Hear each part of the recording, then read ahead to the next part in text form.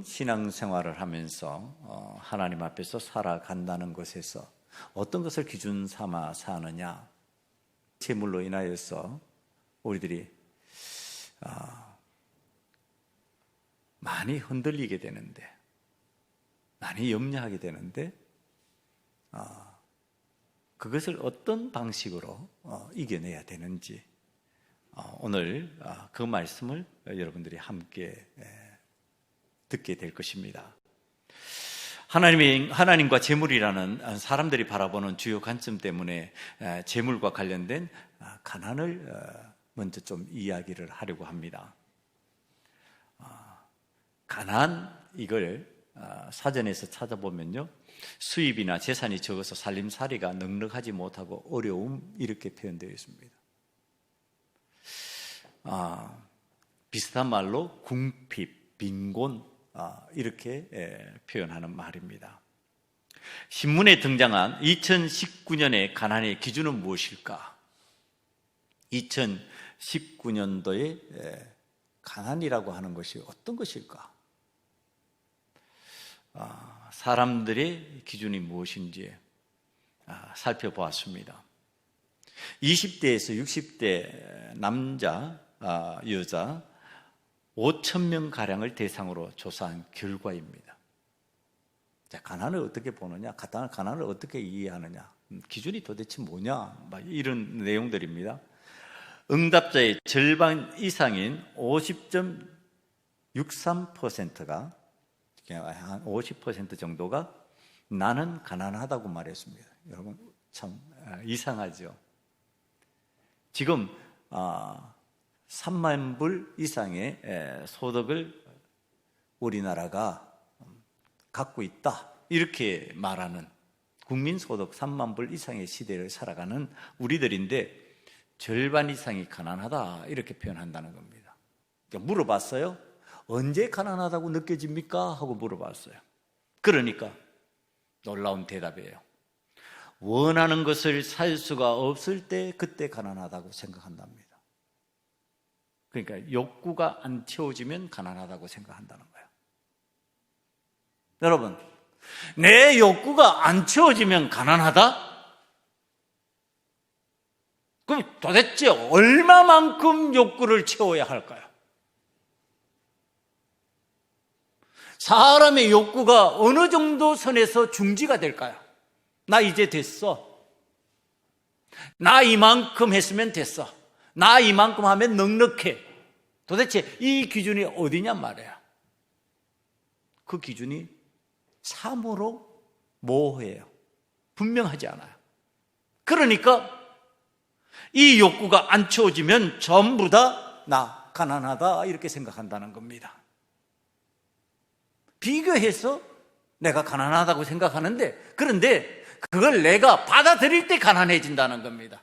안 받아들이면 가난 안 하다는 얘기예요. 아무리 비교해도 내가 스스로 가난하다고 받아들이지 않으면 그건 절대로 가난해질 수 없다. 그래서 상대적인데도 불구하고 절대적 나의 기준을 따라서 가난이 정해지는 겁니다. 이 가난을 바라보면서 우리가 가난을 즐겨 이야기하고 있는 우리가 아닌가. 아프리카 지역이나 전쟁으로 폐허가 되어버린 나라를 바라보면 우리나라는 참으로 잘 사는 부유한 나라라는 생각이 듭니다. 내가 참 잘 살고 있구나. 내가 너무 넉넉하게 살고 있구나. 생활고에 힘들어하는 아프리카 사람이나 전쟁 난민들을 보면 미안한 생각이 듭니다. 나만 잘 사는 것 같아서. 여러분, 돈이 많다, 부자다, 돈이 없다, 가난한 사람이다, 이럴 생각을 하면 무엇이 기준인지가 도대체 헷갈립니다. 돈이 많다는 게 도대체 무엇이 기준이고, 돈이 적다는 게, 돈이 없다는 게 도대체 무슨 기준일까? 얼마가 있어야 돈이 많은 것이고 얼마가 있어야 돈이 없다고 표현을 할 수 있을 것인가? 여러분, 오늘 우리들이 신앙생활을 하면서 신앙인이 가난하다고 표현할 때 그 가난하다는 생각이 과연 맞는지 우리가 성경에서 해답을 찾아내야만 합니다. 오늘 재물과 관련되어서 이 이야기들이 등장하면서 우리들이 살펴보아야 할 내용입니다. 여호와 하나님을 믿는 신앙인이 과연 가난할 수가 있을까? 이 가난한 것이 내가 받아들이지 않으면 가난해지지 않는다고 그랬으니까 내가 내 마음으로 가난하다고 하고 힘들다고 정말 어렵다고 자꾸 말하는데 여호와 하나님을 믿는 신앙인이라면 그런 표현이 가능할까요? 우리에게 세상의 만물의 주인이신 하나님께서 우리의 아버지로 존재하고 계신데 모든 것을 소유하시고 모든 것을 다 마음대로 하실 수 있는 그 하나님이 우리와 함께 하시는데 나의 아버지라고 불려지는데 과연 그 여호와 하나님을 믿는데 우리가 가난하다고 우리가 가진 것이 없다고 할 수 있냐는 거예요. 여러분, 여호와 하나님을 믿으면서 내 아버지 하나님이 부유하신 분이고 내 아버지 하나님이 모든 것을 소유하신 분이긴데 나는 가난합니다 이렇게 표현할 수 있냐는 겁니다. 아버지가 부자인데 아버지가 부유한데 자녀들이 가난하다, 이게 통용이 될 수가 없어요. 아버지가 부유하면 자녀들은 자동적으로 부유해지는 겁니다. 아버지가 부자면은 자녀는 자동으로 부자예요. 왜? 상속권이 있기 때문에 그렇습니다. 이 상속권은 기본적으로 얼마는 상속해 줘야 된다고 하는 법률적 제한이 있어요. 그래서 아무리 내 재산을 다 남에게 전부 다 싸그리 기부를 하고 싶어도 상속해야 될 부분들이 있습니다. 자녀들이라고 하는 것은 이러한 상속 지분을 받기 때문에 내 아버지가 어마어마한 부자인데 나는 가난해 말 못한다는 거예요. 그렇게 말할 수가 없어요. 안 된다는 겁니다. 가난할 수 없는 사람들이 가난하다 하면서 힘들어하고 답답해하니까 오늘 말씀이 가난한 것이 아니라 하나님의 아버지와 재물을 겸하여 섬길 수 없는데 재물을 주인 삼아 살려고 하면서 아버지 하나님 앞에서 유산을 물려받는 거지요. 탕자처럼. 그리고 그 재물이 인도하는 대로 살아나가는 거지요. 그러니까 결과가 뭘로 되는 거예요? 가난하게 되는 거예요. 자, 생각이 이쪽으로 흘러가기 때문에 그렇습니다. 내 아버지가 부유한 사람이에요. 내 아버지가 부유한 자예요. 그런데 내가 내 재물을 마음대로 하려고 재물을 달라고 그랬어요. 물려달라고 그랬어요. 유산으로 넘겨달라고 그랬어요. 죽은 셈 치고 넘겨달라고 그랬어요. 그래서 그것을 가졌어요. 그리고 그것을 가지고 내 마음대로 나갔어요. 아버지를 벗어난 거죠. 아버지를 멀리한 거죠. 그리고 재물이 인도하는 대로 따라가는 겁니다. 재물이 낭비하고 쾌락하게 하는 대로 쫓아가는 겁니다. 막 따라갔는데 재물이 지배하는 대로 지배당하니까 내가 재물이 원하는 그곳으로 끌려가기 시작하니까 그때부터 가난해져 버리는 거예요. 이게 신앙적 구조예요. 신앙인들이 가난하게 되었다, 내가 가난한 사람이다, 이 표현을 할 때 그 상황은 언제 어떤 상황이냐 하면은 탕자가 되었을 때의 상황이에요. 탕자가 되면 그때 가난해지는 겁니다. 아버지 밑에 있으면 아버지와 함께 하면은 절대로 가난할래야 가난할 수가 없게 되어 있어요. 구조적으로 그게 안 되게 되어 있다는 겁니다. 신앙 구조상 내 아버지 하나님이 부유한데 나는 가난하다, 나는 그렁뱅이다, 안 되게 돼 있는 거예요. 언제? 아버지를 벗어날 때, 아버지를 떠나버릴 때, 아버지께로부터 받은 것이 나를 지배한다고 생각하면서 그것에 내가 복종하고 따라가기 시작할 때, 그때 가난해지는 겁니다. 오늘 말씀을 보니까 사람들이 재물을 주인 삼아 살려고 하는 성향을 보여줍니다. 여러분, 오늘 성경에 나오는 단어가 낭비예요. 이 낭비라는 단어를 제가 생각하면서 깨닫는 것이 있어요. 깨닫는 것이 이 말씀을 묵상하는데, 자, 낭비와 관련되어서 생각하니까 단어가 빨리 떠오르는 게 뭐였냐면 허랑방탕이었어요. 허랑방탕이라는 단어가 어디에서 나오죠? 탕자에게서 나오는 거예요. 자, 지금 청지기가 낭비하고 있어요. 이것이 어디로 연결되느냐 하면 탕자가 허랑방탕해서 아버지께로부터 물려받은 재산을 낭비하는 겁니다. 자, 이거하고 연결되어 있는 거예요. 재물을 관리해야 될 사람이 지금 관리하지 않는 거죠. 재물을 다스려야 될 사람이 재물을 다스리는 게 아니라 재물의 지배를 받고 그 재물을 따라서 움직이는데 그게 허랑방탕이에요. 허랑방탕하면서 나타나는 현상이 뭐냐면 낭비예요. 그러니까 가난하게 되는 겁니다. 지금 재물의 종로로 하던 청지기에 관한 이야기입니다. 어마어마한 부자인 주인에게서 재산 관리에 관하여 위임을 받은 청지기가 있다고 성경에서 가르쳐주고 있습니다. 이 권한을 가지고 살아가서 그것을 관리하고 지배하고 다스려야 되는데, 관리하고 지배하고 다스리는 게 아니라 이전에 보니까 1절 말씀에 보면은 낭비한다, 허랑방탕하게 써놓은 거예요. 그러니까 누구의 마음과 같이 하는 거예요? 자기 마음 같이 하는 거예요. 누구의 마음대로 안 하고 주인의 마음대로 안 하고, 주인 되시는 하나님의 마음대로 안 하고 누구의 마음대로? 내 마음대로 해버리는 거예요. 내 마음대로 위임받은 것을 써버리는 거예요. 위임받은 것을 내가 그것을 갖다가 낭비해버리는 거예요. 자, 이 주인이 얼마나 부자일까 생각을 하고 자료를 찾아봤습니다. 기름 100마리나 밀 100석은요 일반 사람들이 빌릴 수 있는 수준이 아니에요. 이건 내가 좀 배고픈데 밀 100석 빌려주십시오. 밀 100석 빌려주세요. 나 좀 힘드니까 기름 100마리 빌려주세요. 이렇게 못한다는 겁니다. 이 기름 100마리 나오려고 그러면은요 거대한 큰 농장이어야 된답니다. 기름 100마리 나올 정도이라면. 밀 100석이라고 하는 것이 그냥 만만하게 나오는 수확량이 아니에요. 그런데 이것을 지금 빌렸어요. 이것을 빌려줄 수 있는 지금 청지기예요. 그것도 그 청지기가 재산 전체를 관할하는지 일부분을 관할하는지 성경에서 안 드러나요. 제가 생각할 때는 일부분이에요.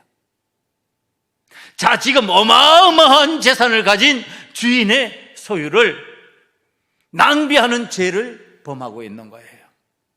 이 말을 들은 주인이 지금 불러들이는 겁니다. 너 청지기 정신으로 하지 않는구만. 내 정신으로 하지 않는구만. 내 원하는 마음으로 하지 않는구만. 그러니까 너 청지기에서 물러나야 되겠어. 자, 이게 이제 큰일 난 겁니다.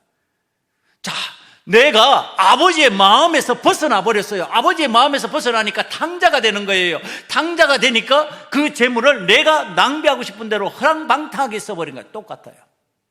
구조가. 지금 청지기가 자기 마음대로 낭비해버리는 거야. 자기 마음대로 쓰고 싶은 대로 써버리는 거예요. 그러니까 주인의 마음하고는 상관이 없어요. 내 마음대로 써버리는 거예요. 이 정신이에요.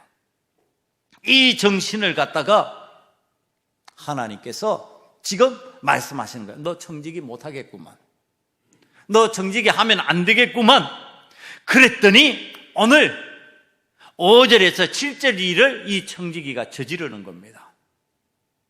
낭비하던 이 청지기가 갑자기 낭비의 방식을 바꿨어요. 여러분, 이게 성경의 놀라운 이야기입니다. 여러분, 낭비를 하던 이 청지기가 낭비를 전에는 자기를 위해서요, 자기 만족을 위해서 했어요. 그런데 그 낭비를 지금 어떤 식으로 하느냐 하면은 빚진 자를 불러다가 그 빚진 자를 살려내는 낭비를 하고 있는 거예요.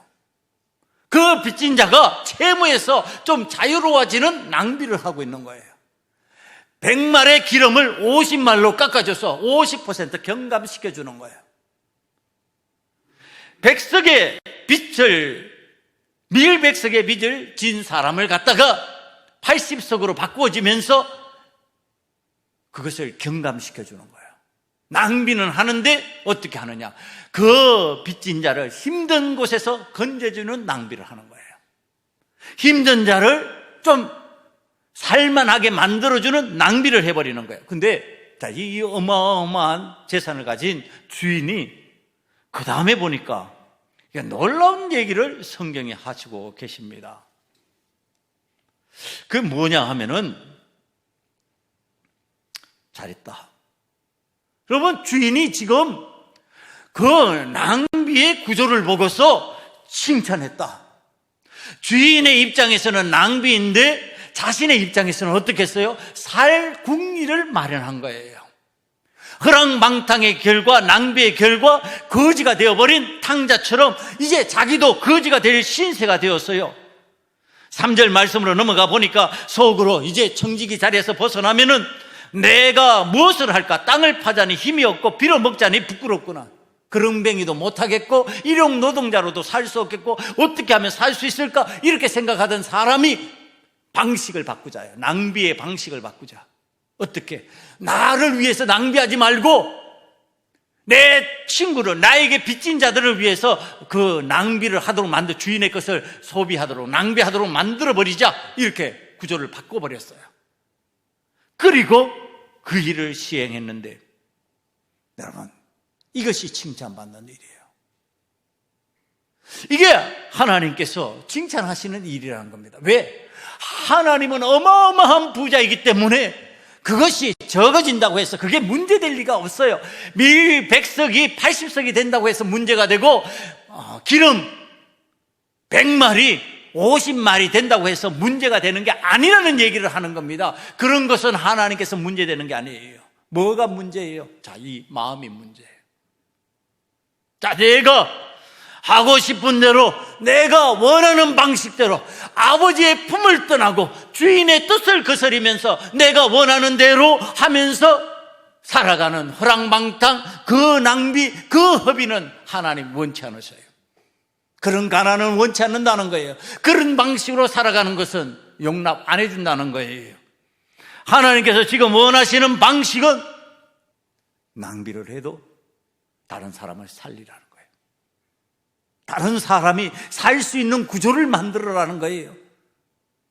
여러분, 지금 이것이 재물의 종로로 하지 않는 자기의 모습을 얘기하는 거예요. 전에는 자기가 재물이 이끄는 대로 낭비의 자리로 들어갔어요. 허랑방탕한 삶의 자리로 들어갔어요. 그러나 이제는 그것에 따라가지 않는 겁니다.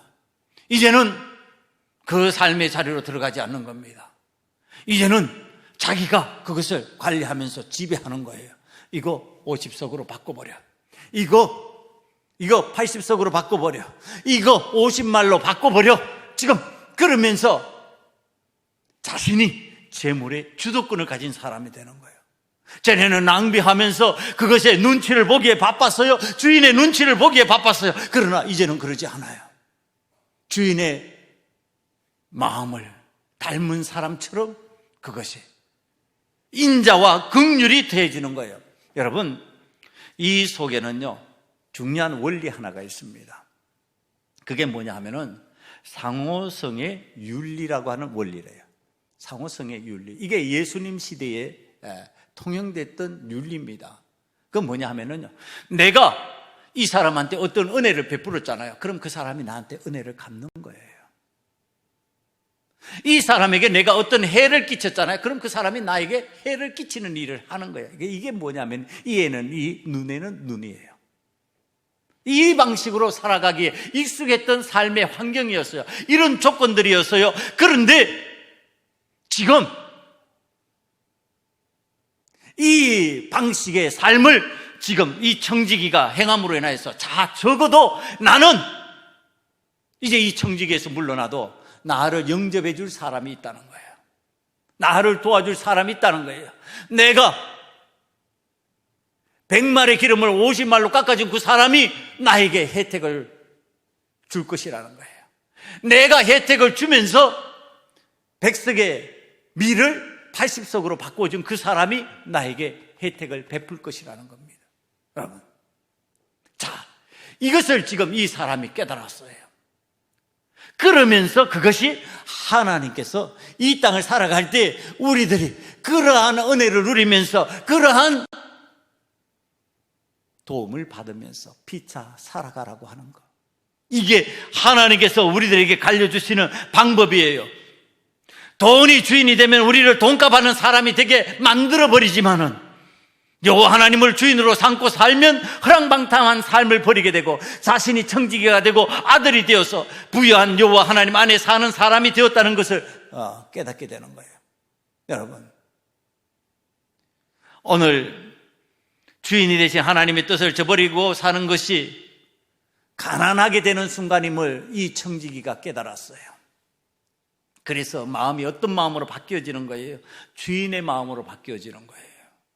주인의 마음이 뭐예요? 나를 위해서 낭비하던 것을 주인이 원하는 방식으로 낭비하는 거예요. 내가 아버지의 마음을 잃어버렸을 때는요, 가난하게 되는 거예요. 그래서 탕자가 되어서 재물의 노예가 되고 재물이 이끄는 대로 끌려가는 거예요. 그리고 다 써버리고 난 뒤에 나는 가난한 사람이 되는 거예요. 오늘 여러분들이 재물과 하나님을 겸하여 섬길 수 있는 방법은 없어요. 그것은 안 되는 일이에요. 불가능한 일이에요.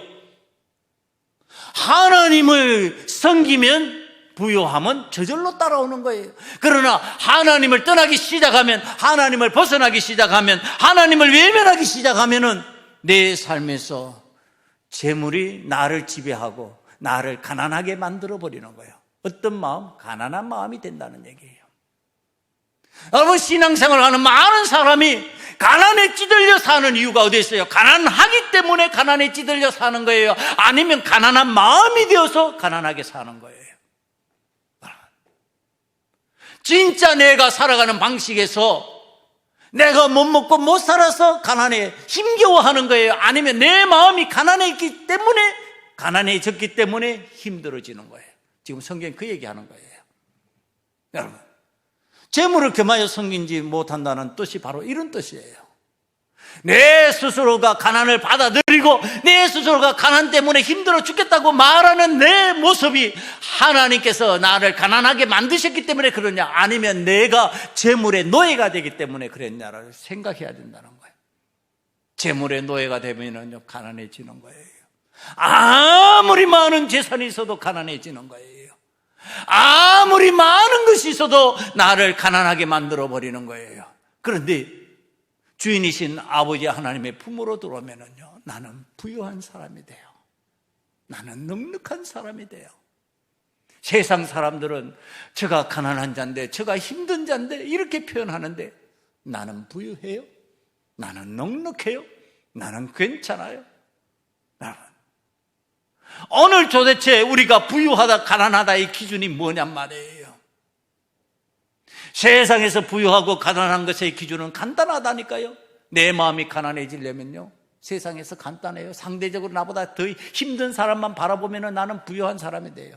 지금 성경은 그런 얘기하는 거 아니에요. 그런 말씀을 지금 얘기하는 게 아니에요. 하나님 앞에서 내가 하나님의 은혜로 부유한 자가 되는 거, 하나님 앞에서 내가 가난에서 벗어난 사람이 되었다고 하는 거, 하나님께서 나를 긍휼히 여기셔서 나를 하나님 자녀 삼았기 때문에 내가 하나님의 나라를 상속할 수 있는 사람이 되었다고 하는 거, 이것이 다 나에게 부유함의 원인이라고 하는 거, 부유함의 근거가 된다고 하는 것, 이것을 믿는 사람이 재물을 관리하는 사람이 된다.